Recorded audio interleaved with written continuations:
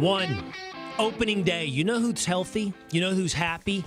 Fans of the World Series champion Texas Rangers. But let's put baseball on the operating table. Is baseball sick or healthy with a World Series champion? Two, is the problem preachy women? James Carville says the problem with woke ideology is that it's run by preachy women. Let's ask Tomi Lahren. And three, how much money to be happy? Will $1.13 billion in Mega Millions make you happy? Can you keep it? Where would that put you in your city? Is it enough? $1.13 billion.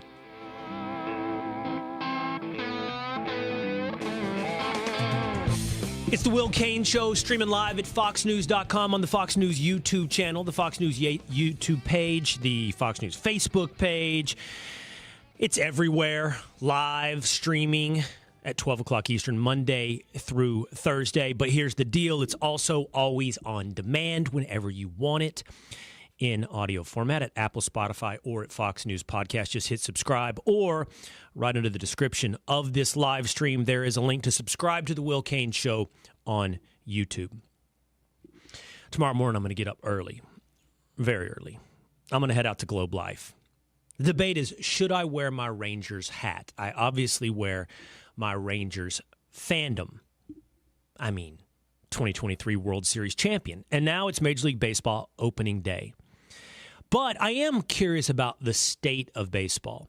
I'm also curious about how this conversation will go. I've never met my first guest, but just watching him on TV, I feel like, well, he's going to be real. And I really don't know, how it will go if I ask him about the health of his favorite sport. So let's just find out. Let's get to it with story number one.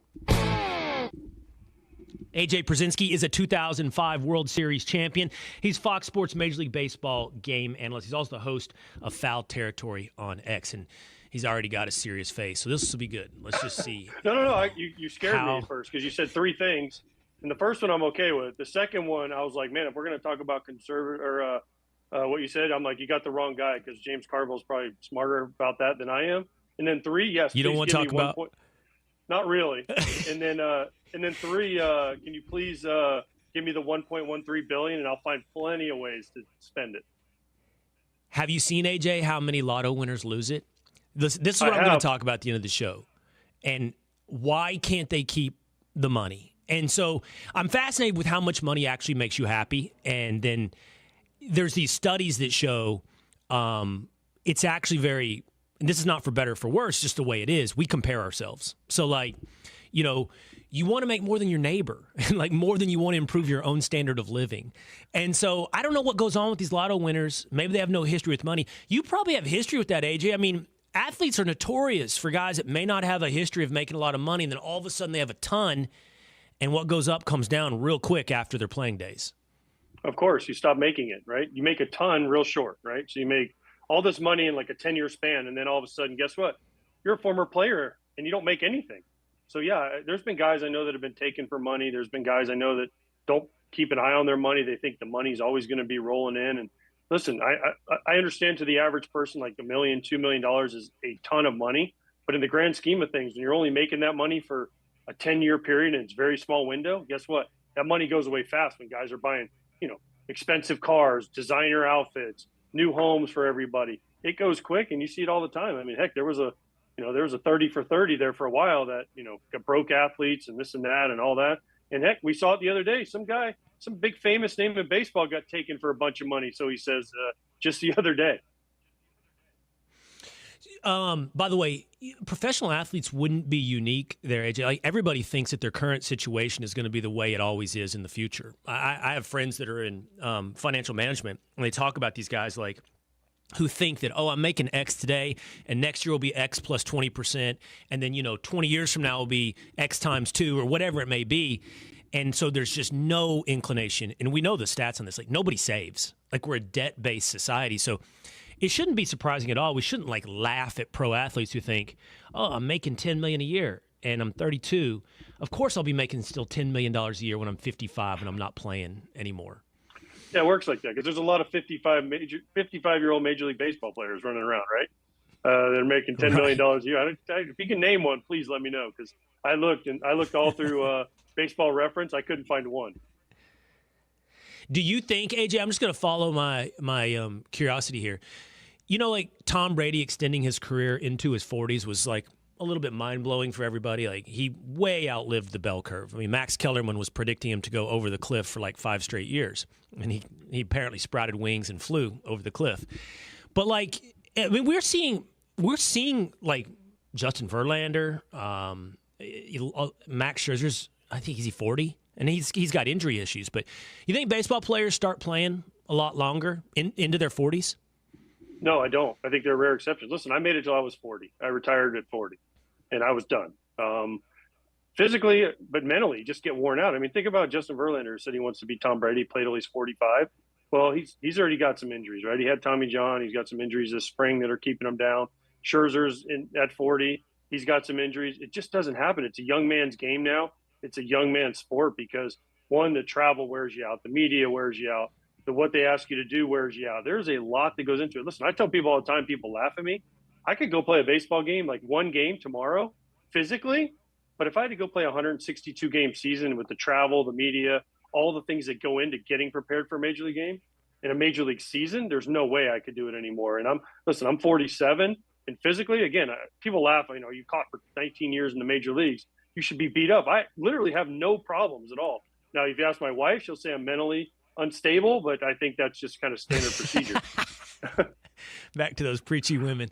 The AJ, knees are good? Your knees are good? Yeah, I got nothing. Literally, I have no knee problems, no hip problems, which is usually what a lot of catchers have. No back problems. No, I never had a arm problem. So, yeah, I don't know. I was very blessed. Hey, so you've been retired 7 years, it sounds like, 47. You retired at roughly 40. You said you could go tomorrow and play one game. Does your eye-hand coordination deteriorate? Like, you have to have fast twitch eye-hand to bat. You got to diagnose a pitch. You know, I've read, and I don't know this firsthand. It's the hardest thing in sports. That's what people say. Hitting a baseball, hardest thing in sports. And you could play a game tomorrow. You wouldn't, like, that fast twitch, pitch recognition, eye-hand coordination doesn't deteriorate over 7 years? Well, listen, I didn't say I played it very well. I said I could physically do it.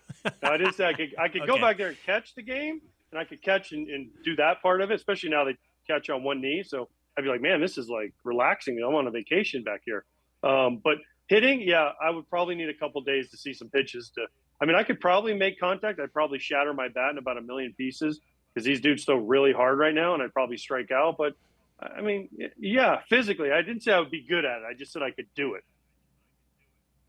Okay, so watching you on TV, this is why I said I don't know how this will go, because watching you on TV, like, I think you're pretty authentically yourself, you know, and you don't suffer fools. And maybe I'm a fool here, but I don't think I am. I never do. So we'll just go with it.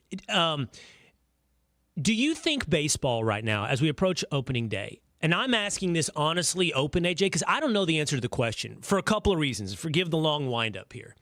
Do you think baseball is healthy or sick? And here's what I mean by that. Like, I'm in a bubble. So personally, I can't see straight on baseball right now because I'm a Rangers fan. And, like, I have an afterglow, and I was super into the season last year. And so I'm all in on baseball. I read it in the offseason. I do hot stove stuff, you know.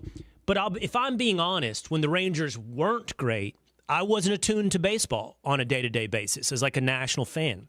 I read about, you know, the future of television rights, who's going to opt in, maybe who's going to opt out. I don't know. And I just wonder, as a national sport, you know, and that may be the answer, like regional versus, because that's another thing you read about, like in-game ticket sales are actually doing really well for Major League Baseball teams, I believe. But, you know, on the note of the Rangers, their television provider is bankrupt. And it impacted who they could sign in the offseason. They had to bring budgets in after winning the World Series. So it just kind of makes me wonder, what is the health of baseball? Like, what's the status? Is this arrow pointed up or is it pointed down? Personally, first of all, there's a pitch clock for the long windup, so we need to get you on board with the pitch clock, right? So you can streamline the question before we get into the, you know, this is why they put the pitch clock in to lower the pace of, or speed up the pace of the game and lower the time. So Listen, I think the game is healthy. I think it's healthier than what people want to say. I think if you look at attendance, you look at regional TV ratings, and even national. Listen, national ratings. I work for Fox, and I'm do the game of the week on Saturdays on Fox, and the ratings are good. The thing is that regional baseball is a regional sport played on a national level, right? So if you look at you're a Rangers fan. You look at the Rangers ratings; they're through the roof, right? The attendance is up. I know they won the World Series, but then you go to the Astros and you go to different teams. The ratings are crazy. Even the Rays, who people are like, oh man, the Rays stink. No one goes to watch them. But you look at their TV ratings, they're really good. So the TV ratings aren't the problem. It's trying to get people to look outside of their region or their team. Like you're a Rangers fan. And I know in the offseason, listen, on Foul Territory, the YouTube podcast we do, 5 days a week, we talk all the teams. We talk all 30 teams. Well, we have reporters come on. They know their team. They don't know every team in the league. It's just a regional sport. The question is for Rob Manfred and Major League Baseball, how do we make it a national sport? How do we make it more NFL-y? And listen, there's only one game week. It's never going to be that, right? How do you make it more NBA, though, right? And to promote our players more. And that's the one thing I think Major League Baseball has lacked for a long time, promoting their players on a national level. You don't know anything about Mike Trout, do you? He's one of the best players in the game, right? Bryce Harper, he's huge in Philadelphia.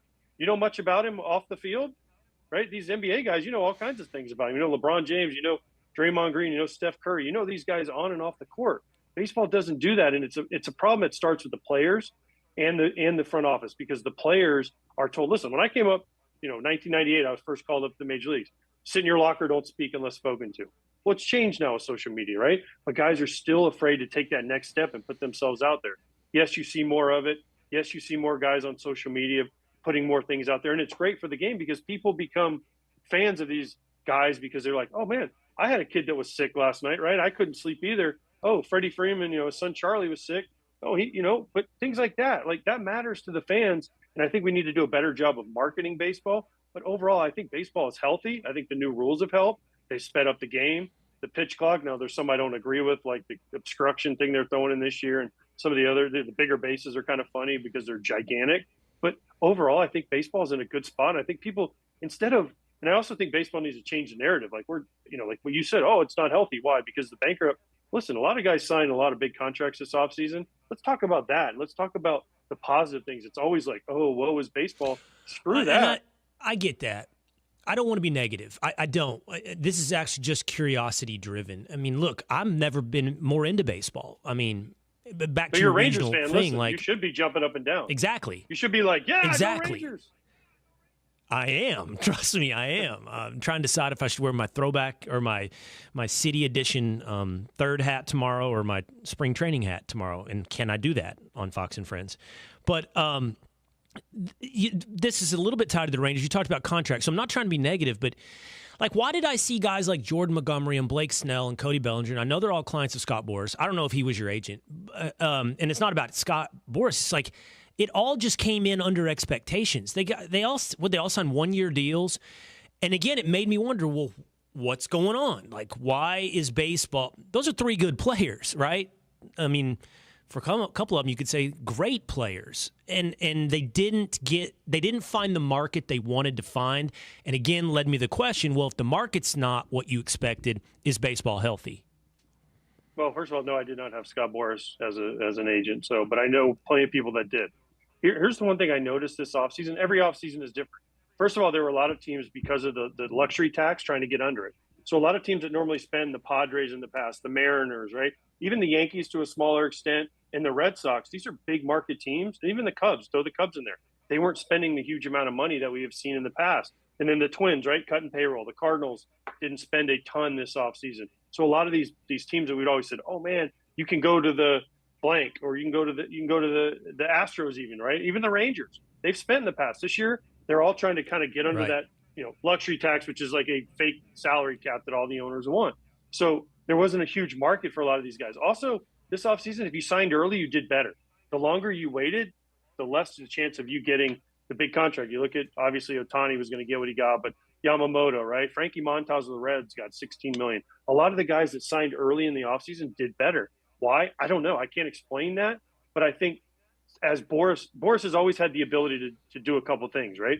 Get his guys contracts and publicize it. And then 2, he's also had direct lines to a lot of these owners late in the offseason and say, he went to the Nationals and said, hey, sign, this guy. Or went to the Phillies and said, hey, sign Bryce Harper, the Padres, right? Sign Manny Machado in spring training. Well, a lot of those owners have backed away from doing that, and some of them have moved on. I mean, Peter Seidler in San Diego passed away, RIP, because he was a great owner. But some of these owners have changed their philosophy and are like, oh, you know what? We'll wait. And they got smart. And they're like, we'll wait. We'll get a 1-year deal. Right. Why not? Right? Because then you look at the Yankees, right? Everyone's like, oh, sign Blake Snell. Well, with the way the luxury tax is set up, they sign him 1 year, $30 million. That's really like $66 million because it's 110% on top of it, right? So they're like, why would we sign Blake Snell for 1 year and lose a draft pick? It's not going to happen unless we can get a deal for a long term that we agree to. We're not doing it. And smarter owners, smarter front offices, and sign early was kind of the theme of this offseason. Not that they're bad players, but it was just a weird offseason. And sometimes the market doesn't line up for when you're a free agent, Will. I mean, listen, if you're a free agent right. and you're doing TV and you say, hey, I have Fox, I have CNN, and I have, MSNBC. And guess what? Fox, let's say Fox and CNN aren't signing guys, right? And you're like, well, I have to go to MSNBC. They're offering me $500,000.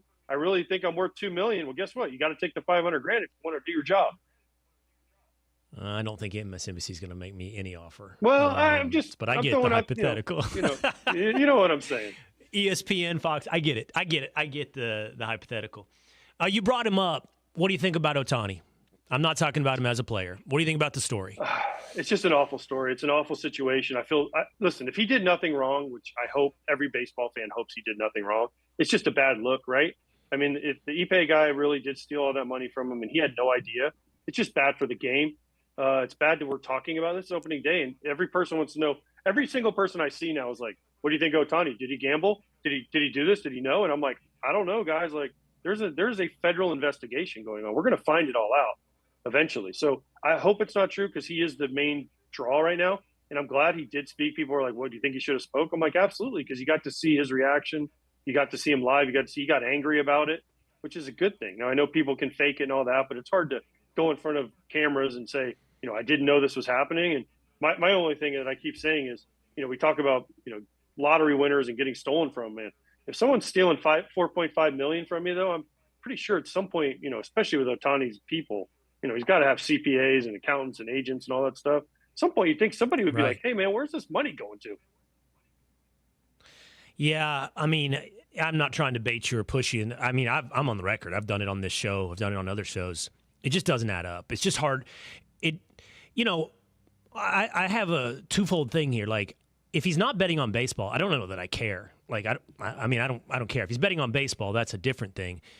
But regardless of how I feel, his story doesn't add up. It's just, it doesn't make sense that the translator, it's all him. Nothing about Ohtani's statements and positions makes any sense. Hey, I'll be honest. I texted a couple of my friends, and I was like, hey, since we're friends, because, apparently Ohtani gave him access to his bank account. I said, hey, can I have access to your bank account, guys? They're like, why? I'm like, because we're friends, and that's apparently what we do now. So I'll take I'll take access. Thank you. And I'll do what I want. You'll never look, never notice. All right, let's end with baseball, actual baseball. So, I want to believe that the Texas Rangers could be one of the first teams. I think it's the first since the Yankees. Would it be 99, 2000 to repeat? And I'm super excited. Like, they're going to be better offensively. And people don't want too much in the weeds of the Texas Rangers. But Evan Carter, Wyatt Langford, I'm super excited about what the Rangers are doing. Of course, their pitching is going to be a question. And then there's also this, like, their division and the rest of baseball, pretty good. The Mariners, the Astros, Braves, of course, and Dodgers. So how do you see this season? In baseball, it's the weird thing where you're going to probably pretty accurately tell me who has the most wins in the season, but you're going to have a hard time telling me who's going to win the World Series. You're right, because I forget who I picked. I think I picked Astros and Braves, and obviously the Rangers went and won it against the Diamondbacks, who nobody picked to win anything, right? Listen, here for me, the National League is a little bit clearer than the American League. Braves, Dodgers, obviously, are the super teams in the National League, right? Then you could throw the Phillies are probably going to make the playoffs. I like where the Giants did this offseason. So there's 4 of your 6 playoff teams, right? Then you take the Central winner, Reds, Brewers, Cubs out of that division. Probably one of those teams is making it. So then you have to look and say, is it Diamondbacks, who I really love the Montgomery signing, or is it like a team like the Mets who come out of nowhere? So for me, it'd be the Diamondbacks. So the National League is a little more kind of set in stone. But when you get to the American League is when it gets crazy, because you can make a case for about, I don't know, 8 or 9, 10 different teams in the American League. Now, the Central is probably going to have one team, fine. If you go to the West, you got the Mariners, like you said, your Rangers, the Astros are all good. Who's going to win the division? It came down to the last day last year, right? And then you go to the East, and you have the Blue Jays, the Yankees, the Rays, right? All these teams, the Orioles, who are really good. So you're like, okay, the Red Sox, they didn't do much this offseason, which I don't know why.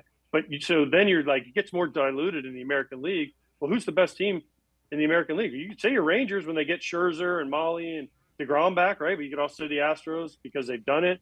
I mean, the American League to me is crazy. The National League, I think you can pretty much pick your playoff teams. Now, who's going to win the World Series? I have no freaking clue. I wish I knew because I'd bet on it.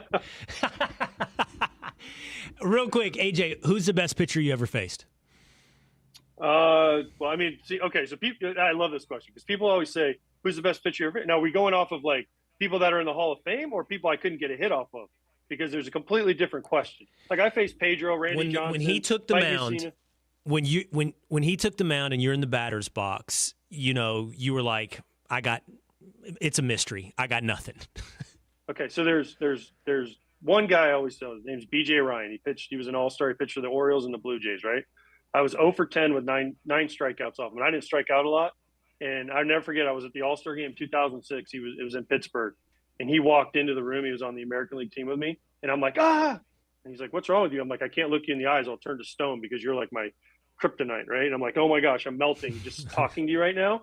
And he's like, you're so funny. And then my last at bat off him, I hit a ground ball to the pitcher. And I was running to first celebrating. And he's like, you're such an asshole. Sorry, am I allowed to say that on this?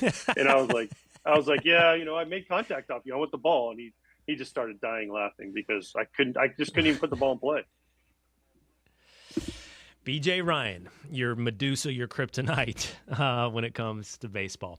But World Series champion, All-Star catcher, Fox Sports, Major League Baseball game analyst, and hell of a guest here on the Will Cain Show. I've loved it, AJ. Thanks for being on. Thanks, Will. Appreciate it. Hopefully we can do it again. All right, we will. AJ Pierzynski, there he goes. All right, coming up, is the problem with woke ideology preachy women? And why does the president of Mexico feel so confident that he can blackmail America? Is it because he sees at the other side of the table a mark in Joe Biden? That's next with Tomi Lahren.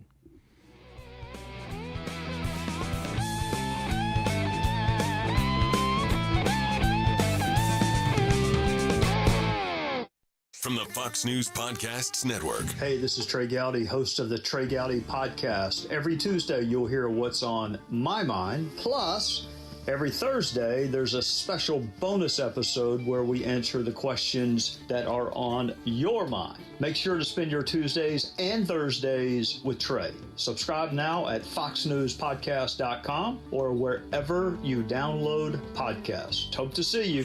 America's listening to Fox News. Exclusively on Fox Nation. It's time. The evidence that's come out is very compelling. For justice. The only thing worse than being accused of a crime is knowing you're guilty. For vengeance. They were as unlikable a pair of defendants as you'll ever see. None of you guys are 21, right? For I am not drinking a little. Really bad decisions. I'm drinking a lot. It's time for crime. Only on Fox Nation. All part of Fox Justice. Sign up now and get your first year of Fox Nation for $29.99. America is streaming.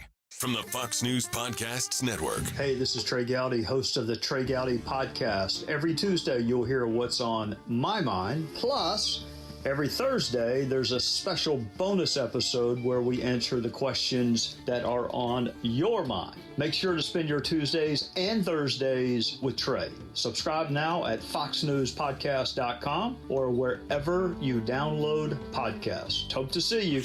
America's listening to Fox News.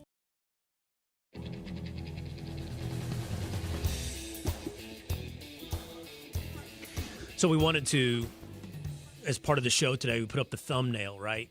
You see a picture and it says, what's the show's about today? And we wanted to put up a picture because our big guest today, AJ Pierzynski, huge guest, big guest.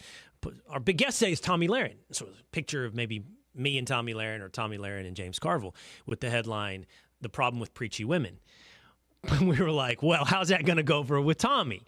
So I asked Tomi, hey, how do you feel about this? And she's totally cool with it. So now, here on the Will Cain Show, streaming live at foxnews.com and the Fox News YouTube channel and the Fox News Facebook page, is the host of Tomi Lahren Is Fearless. She's fearless she's fearless at having the word preachy next to her. Tomi Lahren. Yeah, my husband Hey, would Tomi. call me preachy about things like cleanliness and organization, tidiness, among other things. So preachy, of all the things I've been called, Will, I think I would take preachy.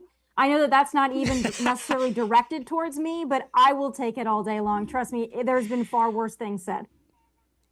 I would actually like to see you and your husband, who, by the way, on the theme of Major League Baseball in our show today, was a Major League Baseball, was a pitcher forever. I would love to see that preachiness about the things you just said, about cleaning up.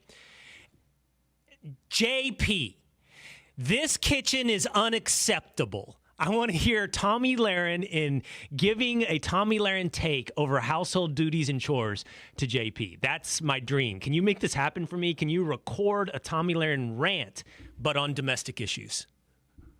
He would not like that very much. But here's the thing about my husband. He is Cuban, so he has this sense in his mind that fighting back against me is a good idea. So instead, we're a year and a half into marriage. So instead of just letting me be right and saying sorry when sorry needs to be said, he still likes to argue with me. So that's why we butt heads. But it's okay because I like a good sparring partner. So it's okay with me because it keeps me sharp and it keeps me on my toes.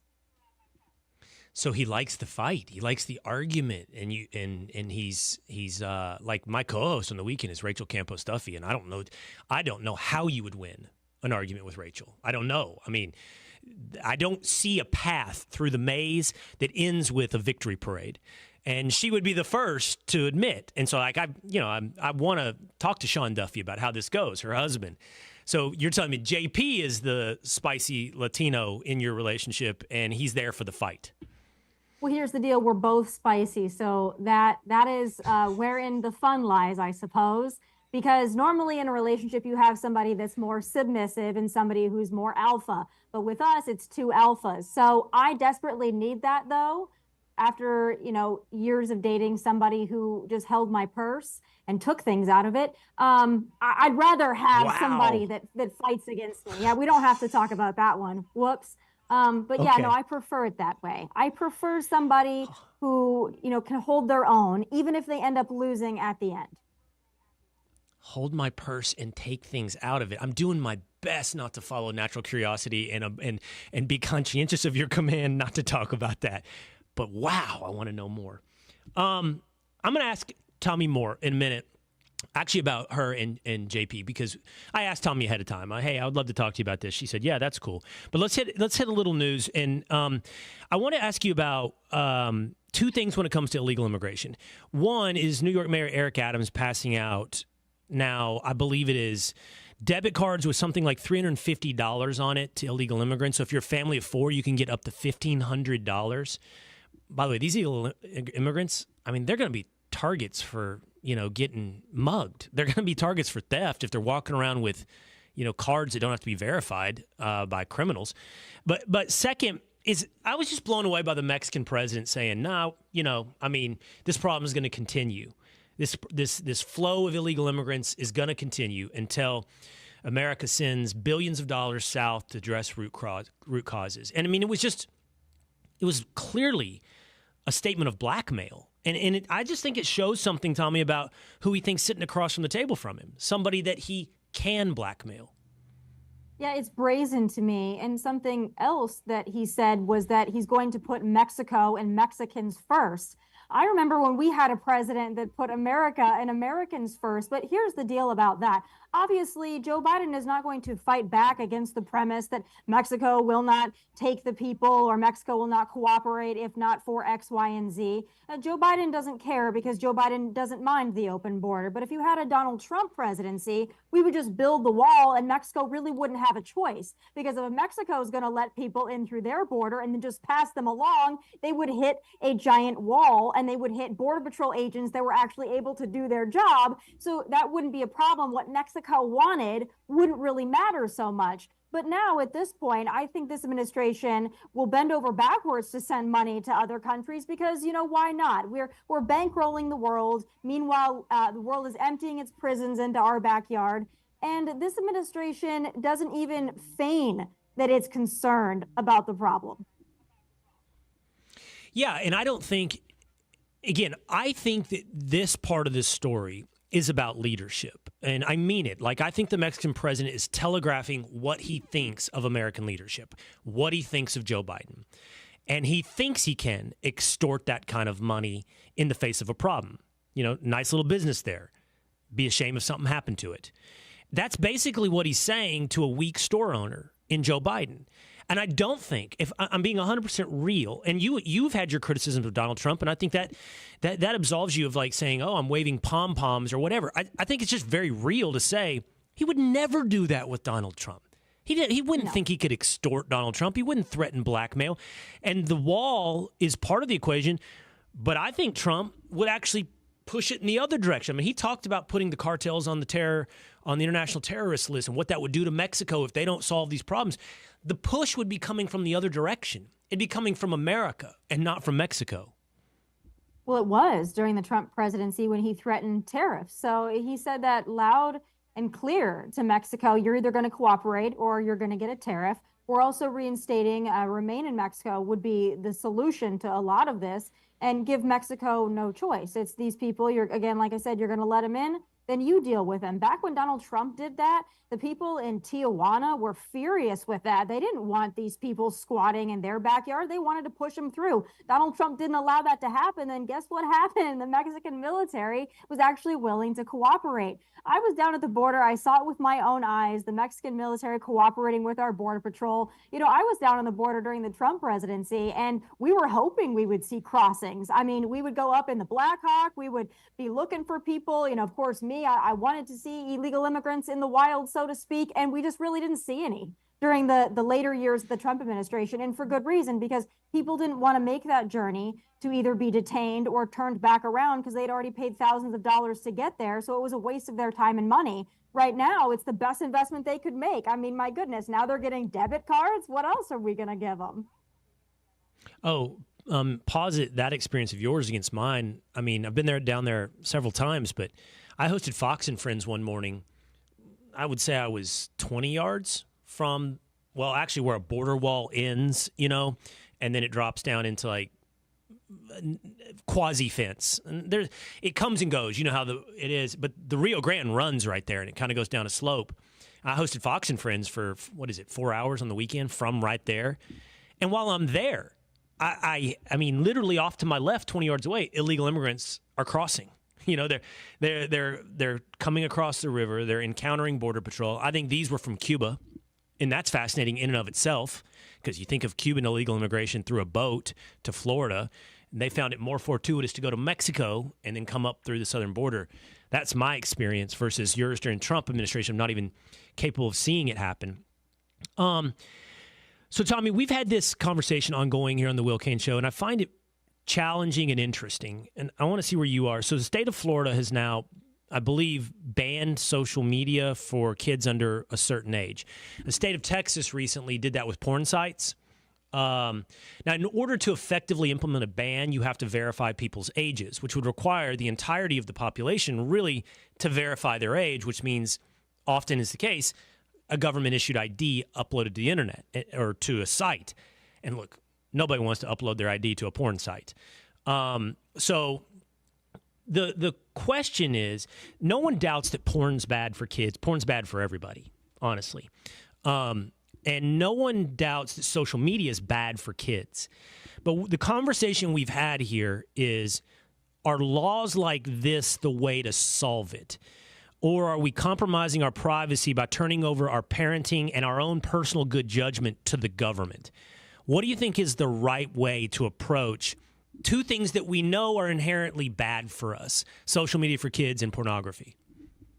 Yeah, no, I agree with you wholeheartedly on that. And I feel, similarly when it comes to a TikTok ban, though I hate TikTok and though I do believe it's a tool for the Chinese Communist Party, it does worry me a little bit about the government overreach that would come from a ban and a precedent that would set. And I think the same thing can be applied to the social media ban in Florida or the porn ban in Texas. Well intentioned, but this is all because we have a lapse in parenting. Let's be honest. It's because parents cannot control their own adolescence. And I understand that the internet is at their fingertips and it's very hard to keep it away from kids.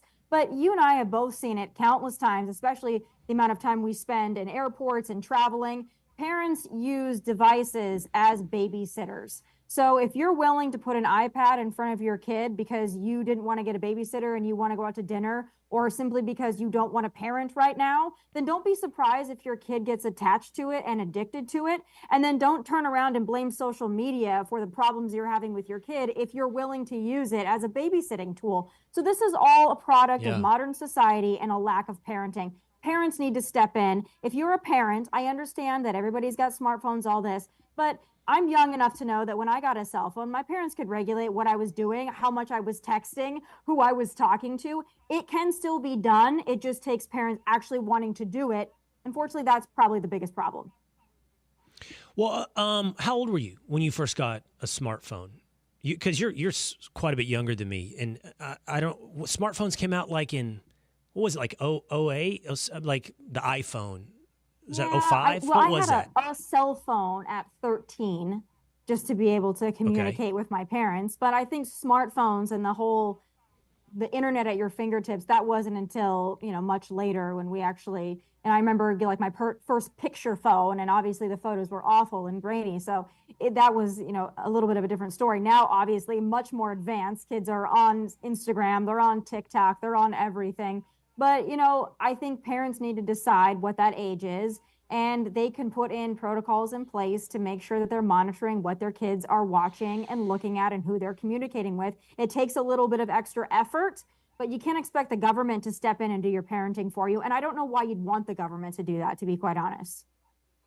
Totally agree with that conclusion. I think it's hard. And look, I have two boys. The oldest of which is 16. He got a phone when he was in, I believe it was 8th grade, which is pretty young. It's like, what is that, 14? And, we said, don't be on this site, and they end up on Snapchat. That's the main one, right? And then because that's like, they don't even text. That's how they communicate with one another. And then, it just grows, Tommy. It's like, okay, then it's Instagram or it's TikTok usually, one of those. And I definitely don't want to outsource it to the government, but I do think it's worth acknowledging. It's hard because it is like, my younger son doesn't have anything yet. And by the way, he's in 7th grade, and he's the only kid, I think, in 7th grade that doesn't have a phone. The only one. Wow. And he doesn't bellyache about it, and that's nice, but he definitely lets me know, no, I'm left out. Yeah, for sure. Like, there's stuff going on. So it's tough. Parents, you want your kids to make friends, you want them to be social. But like Jonathan Haidt has an article out, I think it's in, I don't know, one of the Atlantic maybe, talking about it's poison, specifically the smartphone and social media. It's poison on the young mind. Yeah, I think it is. I don't think that there's anything wrong with kids having phones. I even think if they want to be on social media, at an appropriate age, and they have a private account and they want to post little pictures or whatever, I think that's fine. I honestly think it just goes back to parents and, educating your kid on what they put out there and who they're talking to, and letting them know that that's forever. If they send this picture or that picture, or they say this or they say that, like, lives can be ruined. And I kind of go back to that whole scared straight notion. I mean, I think if you show kids, hey, this is going to be forever, this could ruin your life, I think they're going to be a little bit more hesitant to send the things that they're sending or say the things that they're saying. And it's not easy, I'm sure, by any means, to keep up with what kids are doing online. But I think if you just raise them with enough judgment to have the foresight to care about their future and the consequences, I think that goes a long way. But there's a lot of parents who just, quite frankly, don't. They just don't care. And they're into being friends with their kids instead of being a parent. And I think that's also a big part of the problem, parents wanting to be cool. Yes, I think that's absolutely. That is absolutely true. I asked Tomi ahead of the show. I wanted to ask you about this because it's a personal curiosity. I know Kayleigh McEnany at Fox is married to a baseball player, former Major League Baseball player, as are you. And I think you both met your husbands in the same way. I think you met them through social media. You met them through DMs. And I was like, I want to ask Tomi what her DMs are like. Because, like, first of all, I checked out of the game, Tomi, way ahead of this being a way that like couples found each other. So, Tomi, your DMs have got to be nuts. And JP pokes through? Yeah, well, that was also a different time. I met JP on Instagram. Kayleigh met her husband on Twitter. A far nerdier way, by the way, than Instagram. More of an elder millennial way, I would say. And Kayleigh and I have talked about this before, so it's all in good fun. But yeah, Instagram. So when I moved to Nashville in 2020, I was just enjoying life. So the DMs were popping, and I met everybody that I talked to on Instagram because that's just the way that you date and meet people. Is through Instagram in my experience, because first of all, this is 2020, 2021. We're all locked down. Although I will say that's the craziest time in Nashville was during lockdown. That's when everybody partied the hardest. But yeah, you know, Instagram is where I'm going to meet somebody, because can you imagine what it's like for me to try to decide, you know, if somebody's a liberal or they hate me or whatever it is, what it is. Usually you can pinpoint liberal men, so that's actually a little easier. But for me, yeah, Instagram. So I shamelessly say that I look for the blue check mark and I saw it next to JP's name, and I have an affinity for athletes and, you know, masculine men. So, you know, it caught my eye, and I guess it just went from there. Okay, but I'm going to follow up, and you can just tell me when you're done and like, no more detail. But so you just said DMs, Instagram, pretty par for the course to meet people. So for the average dude out there, like, now you were looking for a blue check mark always, or did you date anyone from your DMs before you and JP got serious that wasn't a blue check mark? Like, I'm just curious how this works, because I think your DMs, my guess is, have to be bananas. Like, I don't even know how you would probably get to all of them. How you would read them all. And I think a lot of women in media, it's probably like that. And probably, I would guess 70 to 80% of it's something you wish you never read. But there are normal guys out there making connections through Instagram, not star athletes. That's my question. Normal guys making connections through Instagram DMs?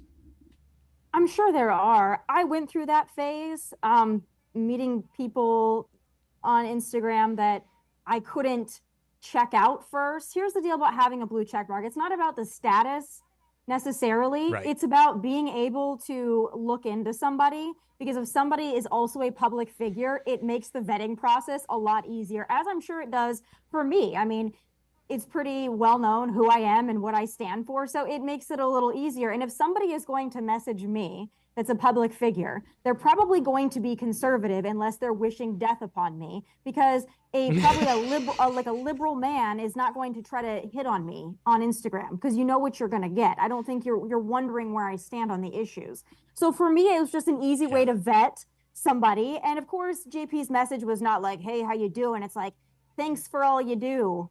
That's the typical one I would get, would be like, thanks for what you do. And so at least it's like, all right, at least I've got a conservative on board, and then we can go from there. All right.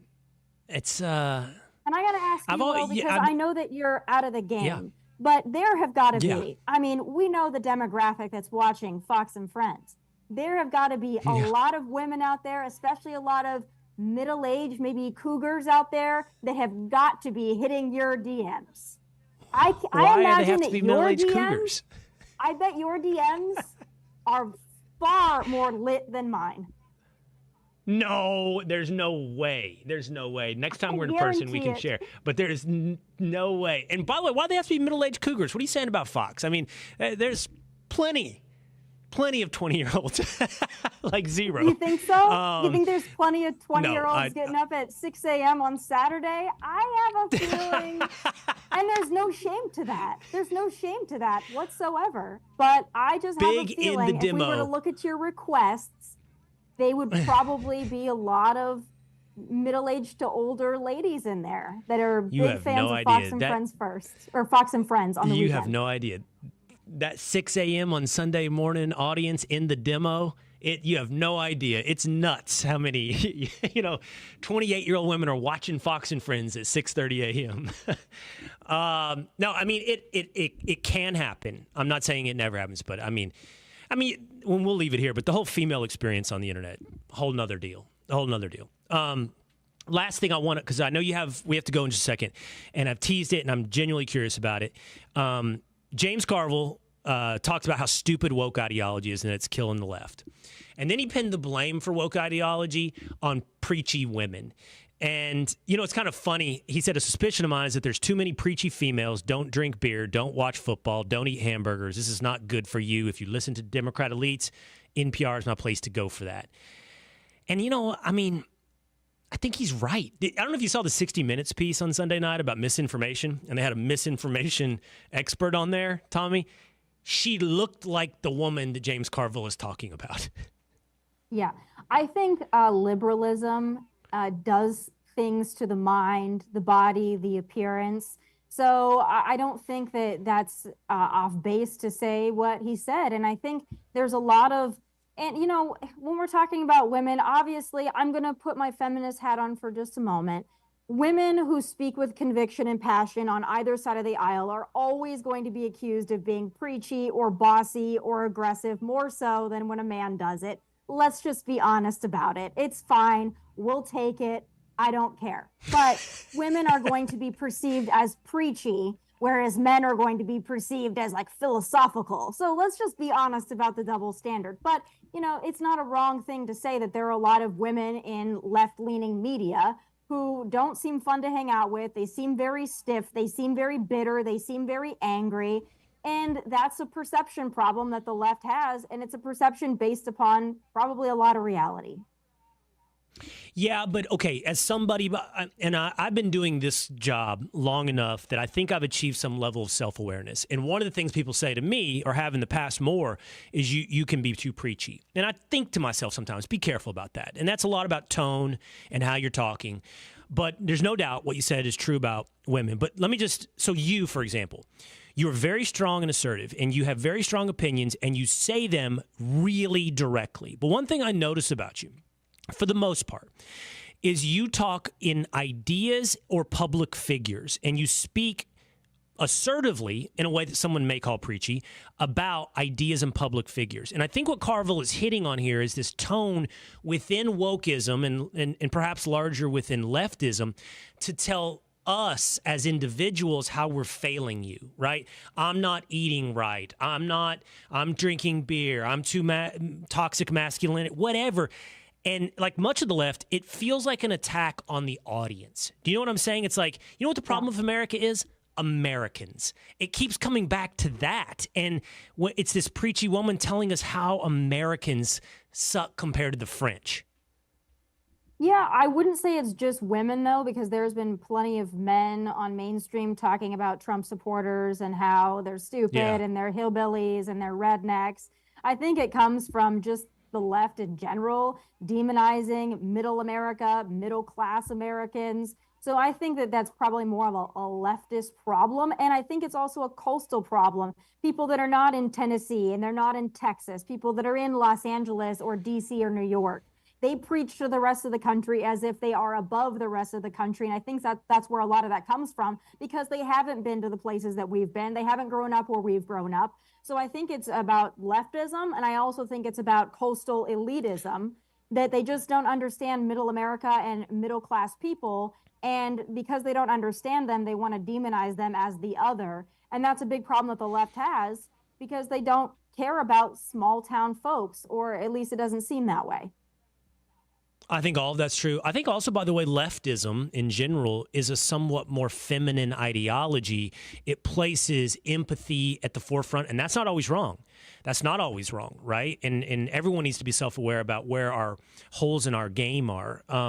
But empathy is a more easily accessible prism for women than it is for men, who think in different terms of priorities or hierarchy of thought. And you know, I don't know. All of the world needs to be safe. You need to be protected. That's just a more feminine outlook as opposed to risk and tolerance and failure and all these things that kind of define an imperfect. Increasingly, Tommy, I don't want to be an ideologue. I want to be at one point I would say I'm proudly an ideologue. I think ideology takes the place of religion in that it becomes a faith-based thing at some point. And I think you need to be pragmatic and logical and common sense, and that's increasingly my prism. I need to let you go because I need to let you go do Tomi Lahren Is Fearless. Next time we're together, by the way, you talk about how we grew up. I've never asked you about South Dakota, so I'm fascinated by South Dakota, and I want to talk about South Dakota. Did your dad raise cattle? Were you on a ranch? I didn't grow up on a ranch, but both my parents did. So we still have a ranch in the family. So I've got ranching on both sides, and I grew up out in the country. So South Dakota, I would love to talk about South Dakota. I also want to bring up one thing before you do let me go. And you did an episode with Jesse Waters, and you guys talked about the things that grown men should not do. And I commented on the Instagram page. I have a lot of ideas about what grown men should not do. I will channel my inner preachiness for that. And I commented on there, and I just need to explain it to your audience. Someone else actually made the same comment, so I'm not alone on this. I don't believe that men over the age of 25 should ever wear another man's name on their back, a jersey. I think it just screams beta. I can't imagine being a grown man wearing another man's name. It just says like, I own you and I don't even know you. So that, I just want to throw that out there because I'm wondering your take on it. I know obviously you're a big Cowboys fan, you're a big sports fan, and I have to know, Will, do you wear other men's last names on your back? Okay, well, again, you have a show to go do. If you'd asked me this question 5 years ago, Tommy, I would have had a very strong take. And I would have said, I am with you 100%. Anti-jersey. But I have made a promise to myself and this audience to be real. And I have thrown a Dak jersey on during a game. Now, I've asked myself, why are you doing this, Will? Is it because you've become kind of a professional fan, and you talk about the Cowboys so much? Like, I'm trying, why am I doing this? And I have a Luka T-shirt, not a jersey, but what do you call it? Like a real cheap version of it. So I'm a violator of my own rule on those two occasions. I don't collect jerseys to wear on all occasions. I think what happened, Tommy, is First Take when I was on ESPN broke the seal because they'd have me wear the jersey to come out and troll Stephen A. Smith. Next thing you know, I'm wearing a jersey on ESPN and the seal's been broken and I turned into a D-bag. That's what happened, okay? Bottom line. And so send me a JP jersey. I will. And the thing about you can display other jerseys. I have a basement full of other jerseys that my husband has collected over the years from other players. And I even said, why is there all these Aaron Sebia jerseys and then there's a Verlander jersey in the middle? I was like, I think you should just put yours up. But that one was very special to him, so whatever. Put it up on the wall. But to wear it on your back, I think you're like a walking poster board. Like, hey, I think this man is better than me in every way. And I just don't know why a man would want to do that to themselves. Well, if we're being honest, we're not all equal. And do we all think that we're at the top of the mountain? There are some men that are better than you. And you just have to acknowledge where you are on that ladder. And then just wear it with pride, I suppose. That's a whole future episode. I've heard guys talk about that. When you recognize, he's better than me. And then you're like, and I'm going to wear it. I would rather have a man wear a Taylor Swift Eras Tour merchandise shirt than another man's jersey. Than a jersey. I think that's more masculine. But I know we'll have to leave it there. But I just want your audience to ponder that. And I want the men listening to just really think about it inside and see where they are with it. Well, next time, not only talking about South Dakota, we'll run through the rules for men with Tomi Lahren. The host of Tomi Lahren Is Fearless. Make sure you check it out on Outkick. Awesome having you, Tommy. Thank you so much. Thanks, Will. I appreciate it. All right. Coming up here on the Will Cain Show, we're going to talk about how much money does $1.13 billion do it for you. That's the latest winner of the Mega Millions Lotto. But how many Lotto winners go broke? And where would that put you, for example, in the New York area if you had, let's call it $300 million after taxes. Would you make the top 50 richest New Yorkers? That's coming up in just a moment here on The Will Cain Show. But we talk about it every day here on The Will Cain Show. It's getting crazier and crazier. We talk about political turmoil. We talk about economic concerns. The cost of living is through the roof, inflation. And the reason for that, the Fed printing dollars, just continues. They continue to. Even though they're trying to raise interest rates, they are not taming inflation, and it doesn't feel like they have any idea to how to control what is out of control, inflation. And if the dollar gets dumped, which is the king, the world's reserve currency, and it continues to decline, where are you going to go? Well, you need gold. Why gold? Things we talk about here. History, tradition. If something holds value over time, if it survives humanity over hundreds of years or centuries, it has inherent value, and gold has long history as a safe haven for investors who want to preserve their wealth and hedge against those uncertainties in the economy that we're experiencing and talking about today. That's why now is the time to educate yourself about gold, and I strongly recommend that you call my friends at Lear Capital. They have over 25 years of experience, thousands of five-star reviews, and a 24-hour risk-free purchase guarantee. Look, Lear is who I trust when I buy my gold. So give them a call at 1-800-920-8388 or go to learwill.com. Their gold and silver specialists are great to talk with. They'll answer your questions and send you free information. And for a limited time, our listeners can get up to $15,000 in bonus gold and silver with a qualified purchase. Write this number down. It's 800-920-8388. That's 800-920-8388, or go to learwill.com. That's LEARWILL.com. How much gold could you buy with $1.13 billion? That's next on The Will Cain Show.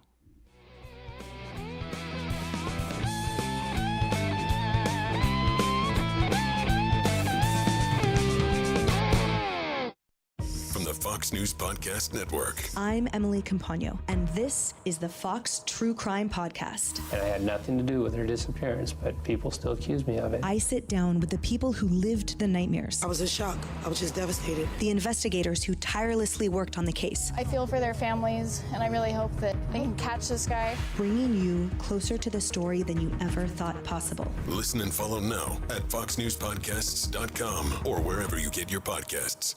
A new era of spring football begins with the UFL kickoff weekend. The USFL champion, Birmingham Stallions, versus the XFL champion, Arlington Renegades. The heavyweight matchup that the fans deserve. Spring just got stronger. The UFL kickoff weekend. Stallions versus Renegades, Saturday at 1 Eastern. Followed by Battlehawks versus Panthers at 4 Eastern on Fox.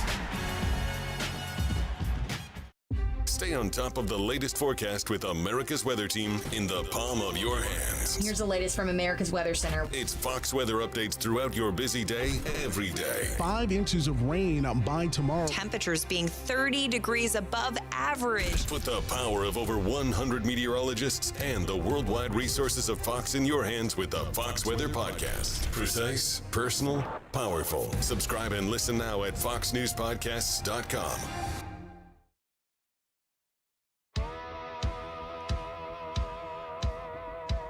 I have a question for you. Would you rather make $50,000 a year when everyone else makes $25,000 around you in your community? Or would you rather make $100,000 a year, but everyone around you makes $200,000? It's the Will Cain Show, streaming live at foxnews.com, the Fox News YouTube channel, the Fox News Facebook page, and always on demand at Apple, Spotify, or at Fox News Podcast. Subscribe, audio format, or on YouTube right here. You can get the Will Cain Show in its entirety. You can go back and watch that interview with Jesse Waters that Tomi was referencing. Tomi Lahren was talking about the rules for men. It's up there. Will Cain Show on YouTube. Just hit subscribe. So $1.13 billion. That's what the winner of the Mega Millions just received. It's the 5th largest payout in lottery history. For the record, by the way, the largest payday is $1.6 billion, I believe, which was not that long ago. But $1.13 billion to someone in New Jersey. And it made me think about all kinds of things when it comes to money and how much money does it take for you to be happy, and what is the relationship between money and happiness. People have often said, by the way, money does lead to happiness to a certain extent. In the past, I believe that figure was like in $130,000 range, and money up to that annual salary increases you covering the necessities and providing a few luxuries that money after that has a diminishing return in bringing to you. I'm sure inflation's adjusted that number. I'm sure it's higher than the last time I saw that stat. But money does make you happier until it doesn't, or has a diminishing return effect on making you happier. I have heard people say that one of the big luxury purchases that no doubt makes your life better is a private plane. Those dudes, they act like their life has just hit a different level of happiness. But obviously, 1.13 billion should do the trick. But I did want to know, what does that actually mean? So you have two ways to bring in the lotto, right? You can take annual payments spread out for the full amount over your lifetime, or you can take the immediate lump sum. The immediate lump sum for the $1.13 billion lottery was $537 million. Every smart friend I've ever had in finance has said, take the lump sum, take the upfront money. Opportunity cost, you can go invest it, it earns on itself, and so forth. But of course, you don't get $537 million. So what do you get?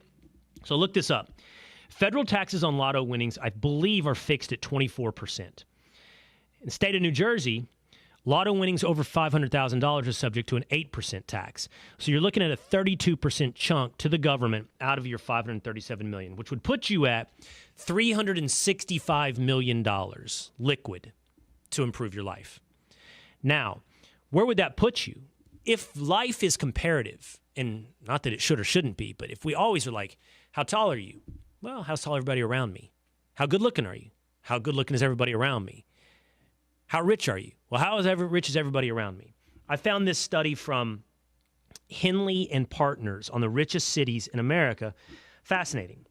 So here's the richest cities in America in terms of billionaires, 100 millionaires, and millionaires. New York has 340,000 millionaires. It's up 40% in the last decade. New York has 724 100 millionaires and 58 billionaires. The top five goes like this after New York. The Bay Area, number 2. LA, number 3. Chicago, number 4. Houston, number 5. Somewhat uninteresting because it follows population. Those are pretty much the 5 biggest cities in America. Fastest growing city for millionaires? Austin, Texas. Outlier in this chart, Bay Area, fewer millionaires than New York, fewer 100 millionaires than New York, more billionaires than New York. I give you Silicon Valley. But here's my big takeaway from this ranking. You take for granted that your economy is always going to grow. That's always going to go up. But I give you Tokyo, with the number of millionaires and 100 millionaires down 5% over the last 10 years. London, down 15% over the last 10 years. Hong Kong, down 22% over the last 10 years. Economies don't just go in one direction. Ask the Japanese how their economy's been for the last quarter of a century. But $365 million will put you within, in the New Jersey area, the top 720 richest people in that city, which, if life is comparative, should make you pretty happy. But then you got to confront this fact. According to some studies, 70% of lottery winners go broke. This is where we started the show talking to AJ Pierzynski about professional athletes thinking the money's going to go on forever. It doesn't go on forever. 70% of lotto winners go broke. So clearly, they missed something in the equation of simply that much money satisfying everything you need to be happy, at least over a long period of time. Taking us back to our hypothetical, would you rather make $50,000 when everybody else makes $25,000, or would you rather make $100,000 when everybody else makes $200,000? Let's ask the guys back in the control room before we go today. 2-a-days, Young Establishment James, and Tinfoil Pat. Let me get the quick answer from all of you guys. Which do you pick from the Harvard study? Do you take less money, but more than everybody else, or more money and less than everybody else?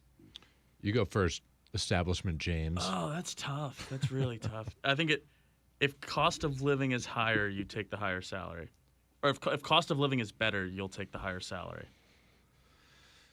Yeah. So the argument, for the record, that the people make is, if you make $100,000 in an environment of $200,000, then everything is going to be priced at a $200,000 level, and you won't necessarily have all the benefits of making more money if you were at 50.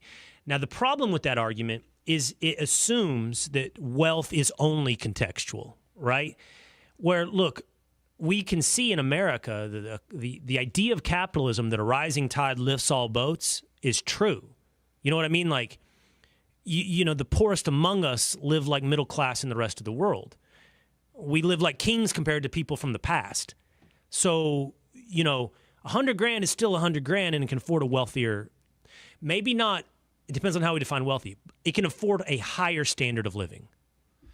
Yeah, I think I'm going with the $100,000 because I don't really mind what people around me are making. If I have a higher standard of living, I'm okay with that. And that's it. That's where I'll stay at. I don't mind the neighbor thing. It won't affect me in a way that maybe that makes me like, you know, what they were saying, you know, beta or whatever. I don't care. You know, I'll take the more money and have people around me make a little more. Hold on. I appreciate that you are a Zen master two-a-days.